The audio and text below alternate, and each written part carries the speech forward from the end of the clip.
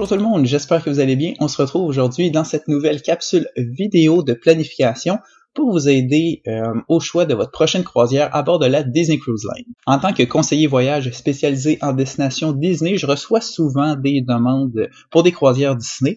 Puis à l'occasion, j'ai quelques voyageurs qui souhaitent vraiment vivre une croisière Disney, mais qui savent pas quel type d'itinéraire les intéresse.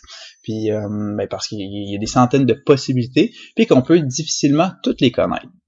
Dans cette vidéo, je soulève donc certains éléments qui définiront un peu votre itinéraire, que ce soit votre port de départ, vos destinations, votre navire ou encore vos dates de séjour. La réponse à ces questions sera la première étape du choix de votre croisière.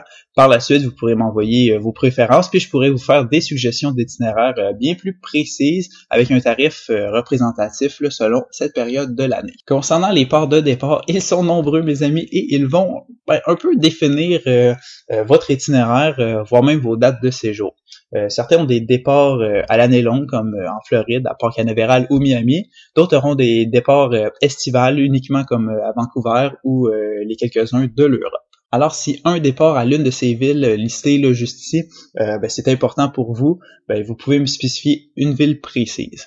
Puis autrement, vous pouvez me partager uniquement un pays ou une région comme des ports de l'Australie ou encore des ports de la Floride sans spécifier une ville en particulier, puis à ce moment-là, je vais pouvoir vous guider, vous donner les différentes options possibles. Ah oui, aussi, petite parenthèse pour le futur, n'hésitez pas à me demander pour, en fait, des départs ailleurs qu'à ces villes, là, pour des itinéraires au-delà de 2025. L'Océanie est une nouveauté pour les départs fin 2023, début 2024, puis seront de retour fin 2024 et début 2025. Puis parfois, Disney essaie des nouvelles choses ou modifie certaines villes de départ pour des futurs itinéraires. Donc, on ne sait pas ce que l'avenir va nous réserver, mais ça se peut qu'on ait des beaux itinéraires qui vont s'ajouter. Un autre facteur, même je dirais un gros facteur qui va influencer le choix de votre itinéraire, c'est la destination en soi que vous souhaitez visiter. Donc, si vous souhaitez voir les Bahamas ou les Caraïbes, alors vous aurez plusieurs possibilités à tout moment de l'année sur différents navires. Puis, au contraire, si vous souhaitez faire une croisière en Alaska, alors ça va être des itinéraires de 5 ou 7 nuits, puis ça va être à départ de Vancouver uniquement. Il y a aussi des croisières de relocalisation avec un itinéraire puis des destinations uniques qui vont aussi être plus longues, puis par contre le prix par jour va être souvent plus économique. Donc, ces croisières-là sont plus rares, puis ils vont être à des dates spécifiques, comme la traversée du canal de Panama ou une transatlantique pour se rendre du côté de l'Europe ou pour revenir aussi. Donc, on pourra regarder toutes les possibilités qui s'offrent à vous ensemble. Un autre élément qui pourra définir votre itinéraire, c'est le choix de votre navire.